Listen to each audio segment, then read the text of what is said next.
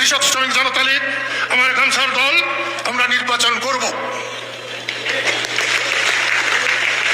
আর যদি বাংলাদেশের সংখ্যাগরিষ্ঠ মানুষ বাদ থাকে, শুধু বিএনপি, জামাত আর এনসিপি এ নিয়ে নির্বাচন হলে 20% ভোটারও ভোট দিতে যাবে না, ওই ভোটে আমরাও যাব না।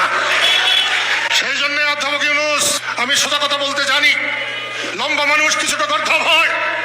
আমি কিন্তু বলেছি, আমি আপনাকে চিনতে পারি নাই, আমার আগে আপনাকে হাসিনা চিনেছে, দেশের মানুষ চিনেছে। সেই জন্য বলছি, কারো ক্ষমতা চিরকালের নয়।